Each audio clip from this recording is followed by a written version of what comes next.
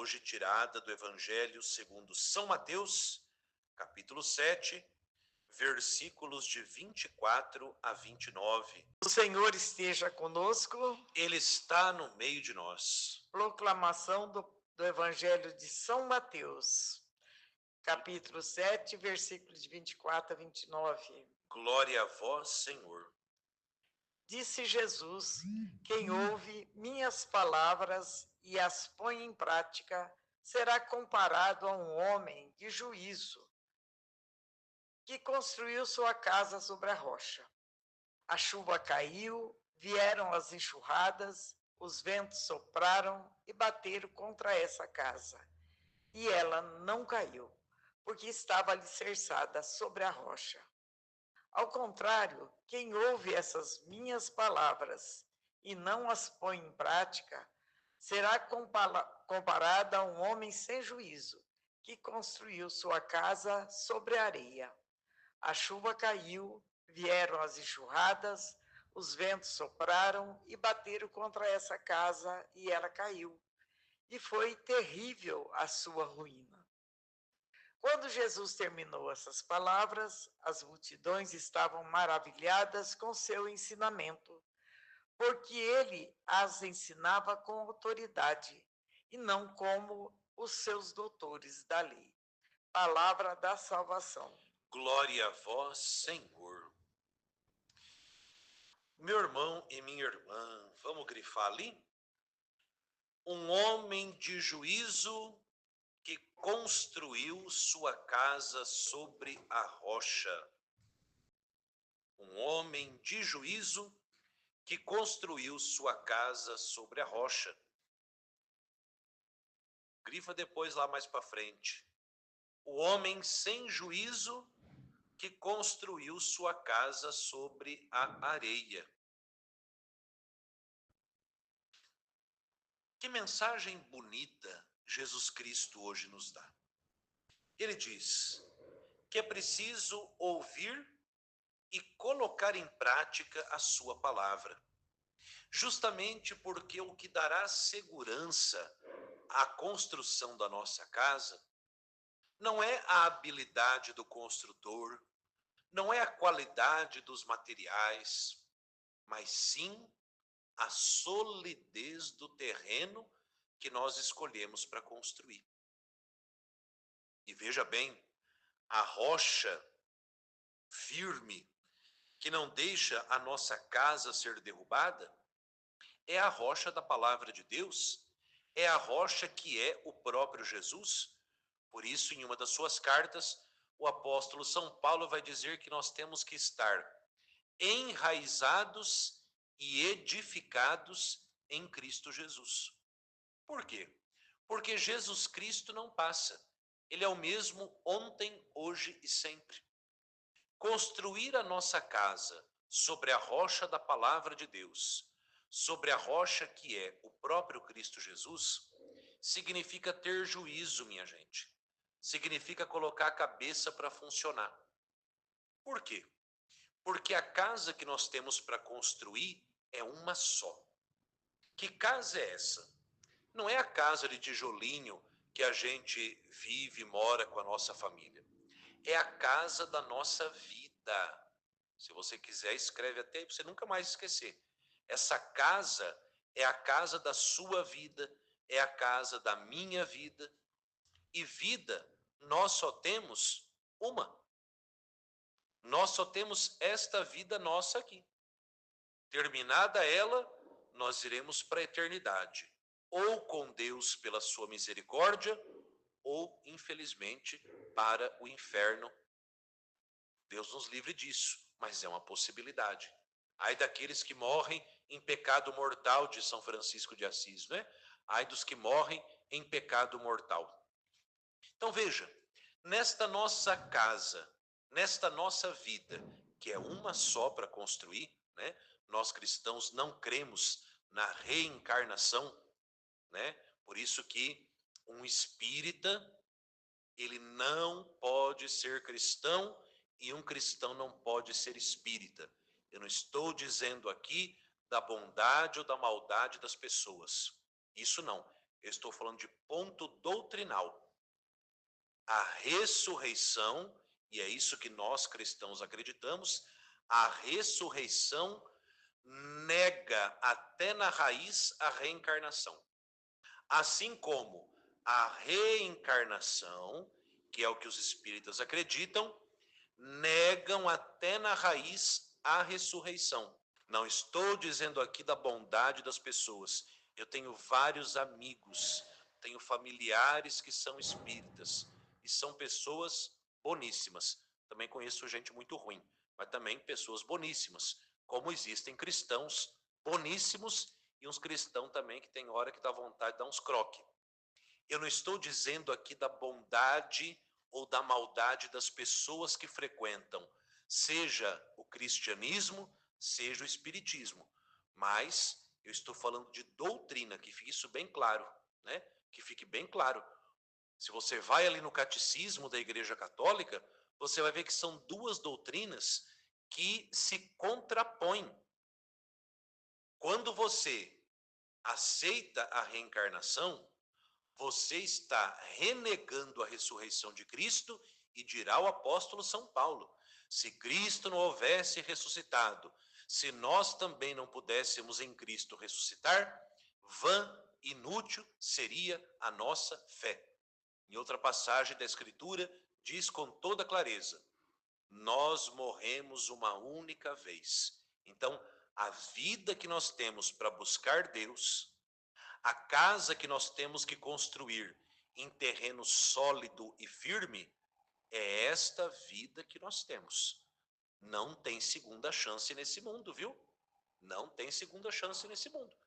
Então, vivamos bem e escolhamos com juízo qual é o terreno que nós estamos edificando a construção da nossa vida. Porque mais cedo ou mais tarde, as dificuldades virão. E vem de todo lado. A dona Lourdes leu bonitinho para a gente. A dificuldade vem de cima, representado pela chuva. As dificuldades vêm por debaixo, representada pela enxurrada.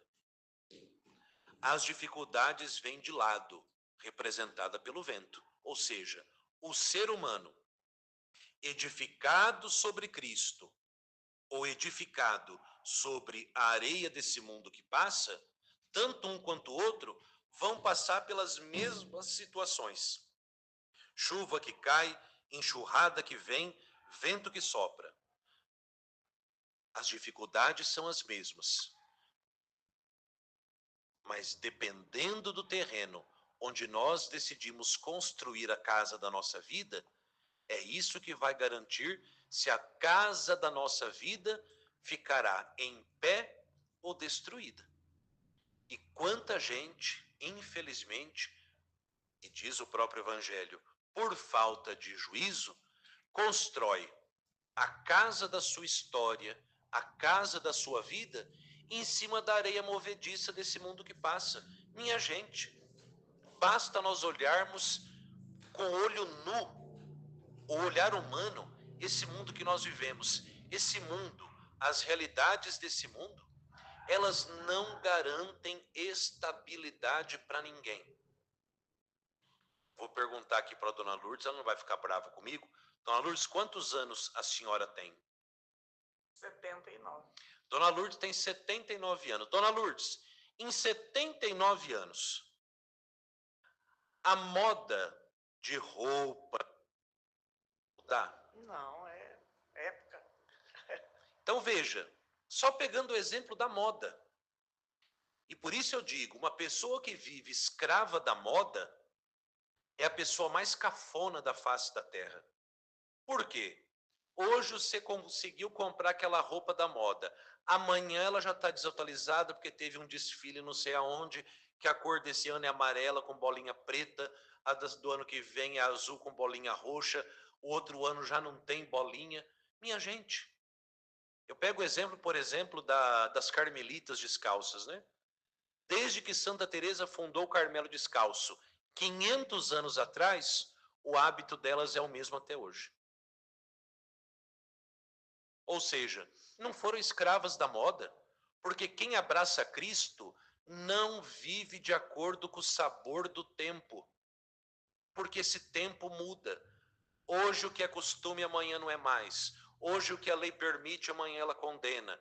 Hoje o que não existe, amanhã passa a existir. Então, quem vive no sabor desse mundo que passa, quem constrói a casa da sua vida em cima dessa areia, ou seja, dessa instabilidade, desse mundo passageiro, quando vem a dificuldade, esse mundo não te dá suporte.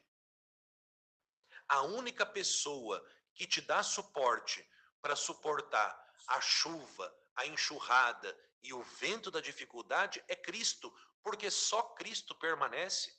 Só Ele é o mesmo ontem, hoje e sempre. Podem ver, nesses 79 anos da Dona Lourdes, moda veio, moda passou, era um governante, passou outro, chegou outro, mas o evangelho que a Dona Lourdes ouviu quando ela tinha 5 anos de idade é o evangelho que ela continua ouvindo até hoje, porque a palavra de Deus não muda, a palavra de Deus não passa, a palavra de Deus é estável, é imutável. A palavra de Deus permanece. Disse Jesus: o céu e a terra passarão, mas as minhas palavras não passarão jamais. Ora, encontre um filósofo, encontre um governante desse mundo que teve a audácia de repetir essa frase de Jesus. Não tiveram. Porque hoje um governante chega e põe uma lei. Amanhã muda o governante, ele muda de lei. Hoje o costume é X, amanhã o costume é Y. Hoje o ritmo é esse, amanhã o ritmo é outro. As coisas desse mundo são passageiras. E o que é passageiro não dá segurança para ninguém. Então, meu irmão, minha irmã, se até hoje você e eu edificamos a casa da nossa vida e da nossa história em cima das coisas desse mundo, não tenhamos vergonha. Comecemos a construir hoje mesmo uma casa nova em cima da rocha da palavra de Deus. Porque quando vierem as dificuldades, é somente Cristo que vai poder dar sustento para a sua vida. Os santos entenderam isso e por isso são santos e a memória deles permanece para sempre. Souberam fazer de Cristo o alicerce da sua vida. Todo mundo lembra, ó, Santa Teresa d'Ávila. 500 anos atrás, está aí a Santa Teresa d'Ávila sendo lembrada. Pega aí Santo Antônio de Pádua. 800 anos Santo Antônio. Tem rua Santo Antônio, tem rua Santa Teresa, tem praça Nossa Senhora. Vê se alguém mora na rua Pôncio Pilatos. Vê se alguém mora no bairro de Herodes. Vê se alguém mora na rua Judas Iscariotes. Claro que não. Por quê? Porque foram pessoas que, por não terem colocado em Cristo o alicerce da sua vida, a memória delas não merece ser lembrada. E quando é lembrada por uma coisa ruim. Quem que lembra bem de Judas Iscariotes? Quem que lembra bem de Pôncio Pilatos, que condenou Jesus à morte? Quem lembra bem de Herodes, que ordenou a matança dos inocentes, de Herodes que mandou matar São João Batista? Ninguém. Então, se você, meu irmão e minha irmã, deseja ser lembrado como gente de luz nesse mundo, escolha construir a casa da sua vida, a casa da sua história, a casa da sua vocação, a casa da sua família, sobre a única rocha que pode dar sustento para a eternidade.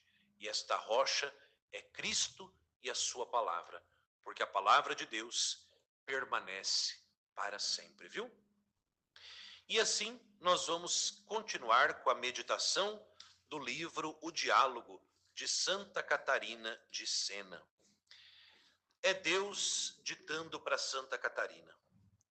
A humildade brota do autoconhecimento. O que é autoconhecimento, lembra? É saber quem nós somos. Somos gente que depende de Deus. E o discernimento, como afirmei, consiste num real conhecimento de si e de mim. Ou seja, discernimento se faz reconhecendo quem eu sou e quem é Deus, que faz o homem dar a cada um o que lhe pertence. Lembra do que diz Jesus? Dai a César o que é de César e a Deus o que é de Deus. A esse mundo que passa, vamos dar para esse mundo que passa as coisas que passam. Mas a Deus que permanece, vamos dar para ele aquilo que não passa. E o que é que não passa? A nossa alma.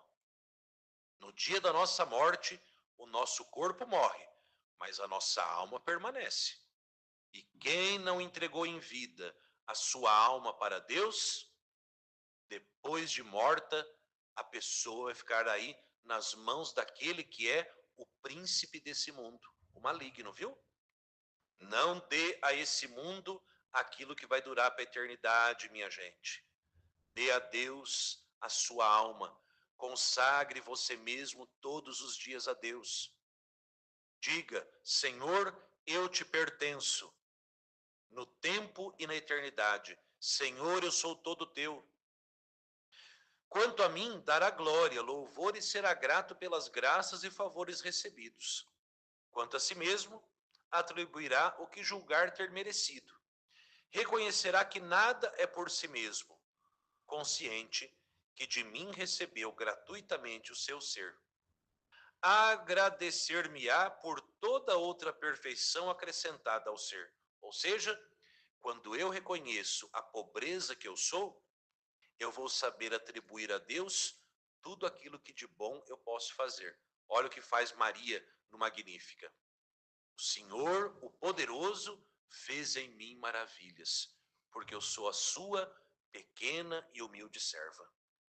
Julgar-se-á mesmo ingrato diante dos numerosos favores, negligente no aproveitamento do tempo e das graças, digno de castigo. O humilde é aquele que, mesmo tendo agradecido o dia inteiro, vai dormir pensando: nossa, eu poderia ter agradecido mais a Deus, né? O discernimento, enfim, ao fundamentar-se no humilde autoconhecimento, conduz à luta contra os pecados pessoais. Homem sem humildade é homem sem discernimento. Eu nem vou comentar muito, porque aqui está mais claro que o sol do meio-dia. Só recordo aqui de uma frase de São Francisco de Assis.